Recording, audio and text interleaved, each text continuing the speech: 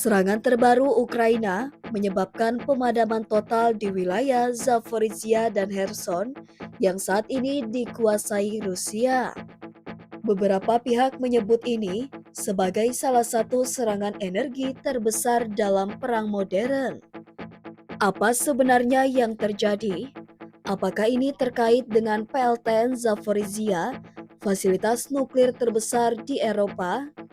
Dan apakah dunia kini menghadapi ancaman krisis nuklir baru? Mari kita kupas semuanya di video ini. Pada hari Senin, serangkaian serangan drone dan artileri Ukraina menghantam dua wilayah penting, Zaporizhia, Kherson. Kedua wilayah ini berada di bawah kendali Rusia sejak awal invasi pada 2022. Hasil dari serangan ini, seluruh wilayah gelap gulita tanpa listrik. Pejabat yang ditunjuk Rusia di Zaporizhia menyebut, akibat penembakan oleh angkatan bersenjata Ukraina, peralatan bertegangan tinggi rusak, memicu pemadaman total. Dengan listrik padam di seluruh wilayah, tindakan darurat diberlakukan. Fasilitas penting seperti rumah sakit, pos kesehatan, sistem air bersih langsung dipindahkan ke sumber daya listrik cadangan. Pihak berwenang Rusia bahkan memerintahkan pengembangan sistem listrik darurat permanen, menandakan bahwa serangan ini bisa berulang. Satu hal yang paling memicu kekhawatiran global adalah apakah serangan ini berdampak pada PLTN Zaporizhia, reaktor nuklir terbesar di Eropa. Menurut pejabat Rusia yang mengelola fasilitas tersebut, tidak ada dampak langsung. Tingkat radiasi normal. Reaktor saat ini beroperasi dalam mode mati dan tidak menghasilkan listrik.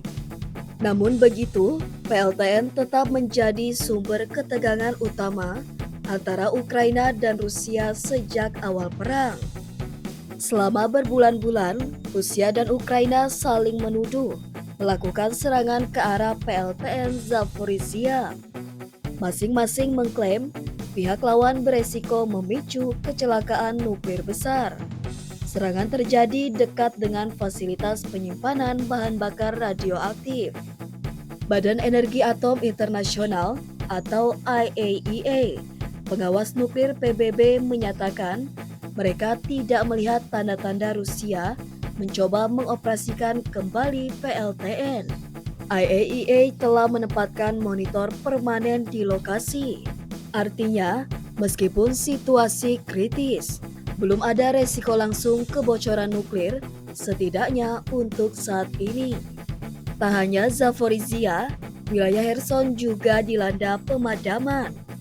Menurut Gubernur Vladimir Saldo yang ditunjuk Moskow, puing-puing drone Ukraina menghantam dua gardu induk, menyebabkan pemadaman pada lebih dari 100.000 orang di 150 kota dan desa. Saat ini, petugas darurat Rusia masih berusaha memulihkan aliran listrik. Jika kita hubungkan dengan serangan drone kelima pangkalan udara Rusia yang terjadi beberapa hari sebelumnya, serangan ini bukan insiden tunggal.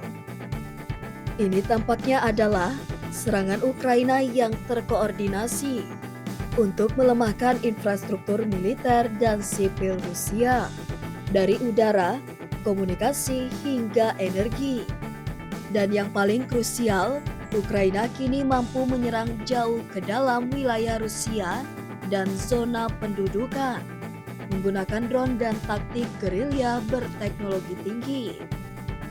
Pemadaman listrik besar-besaran di dekat fasilitas nuklir selalu menjadi perhatian global. Bayangkan jika sistem pendingin PLTN tidak mendapat pasokan listrik selama beberapa hari. Resikonya bukan hanya lokal, tapi regional bahkan global.